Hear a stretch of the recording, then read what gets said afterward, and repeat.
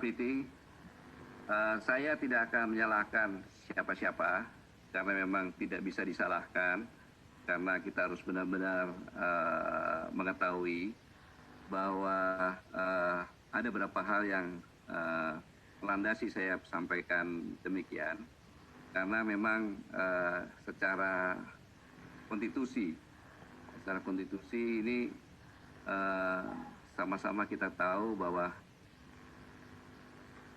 ada batasan-batasan yang dilakukan seorang panglima. Singkatnya bahwa dalam memberikan bantuan itu ada aturan pelibatan satuan TNI pada masa damai.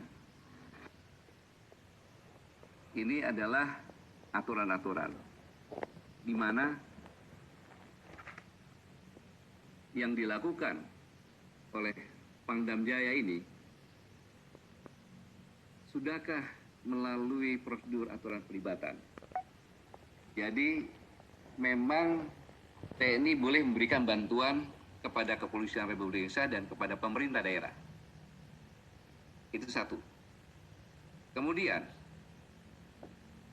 kalau menurunkan baliho ini adalah membantu Satpol PP,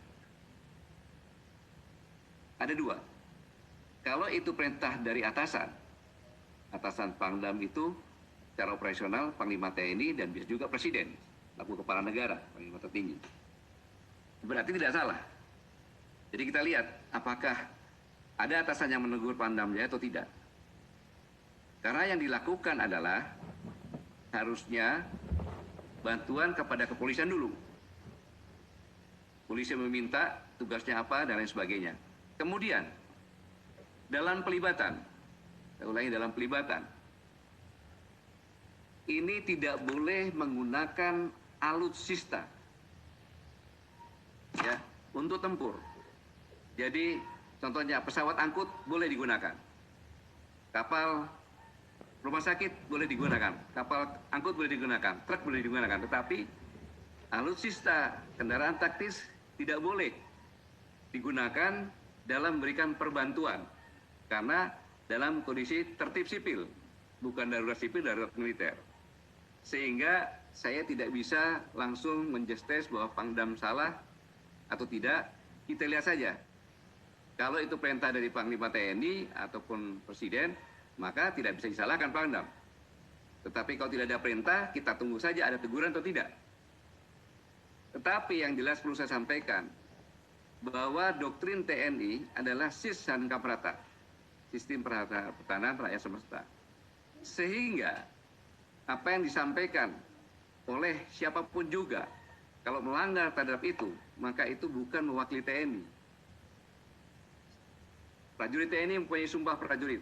Yang pertama, setia kepada negara kesatuan Republik Indonesia yang berdasarkan Pancasila dan Undang-Undang Dasar 1945. Yang kedua, tunduk kepada hukum dan memegang teguh disiplin keprajuritan. Yang ketiga, taat kepada atasan dengan tidak membantah perintah atau putusan. Latar belakang saya ini. Sehingga seorang bawahan harus taat kepada atasan, tetapi atasannya bagaimana? Atasannya tidak melanggar sumpah yang kedua maupun yang pertama.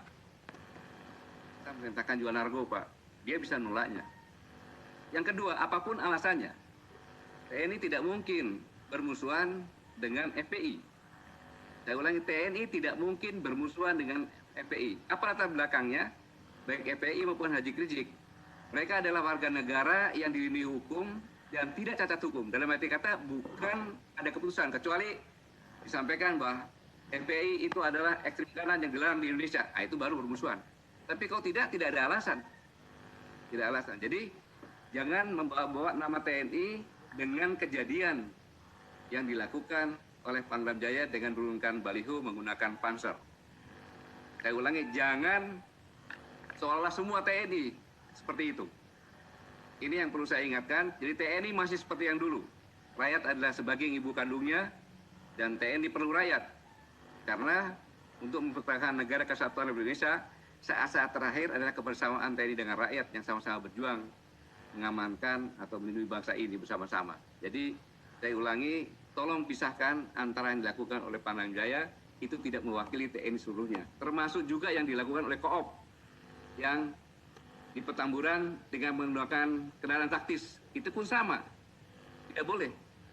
Tidak boleh menggunakan kendaraan taktis di masa damai seperti ini. Ini yang bisa saya sampaikan. Terima kasih. Saya kembalikan kepada Pak.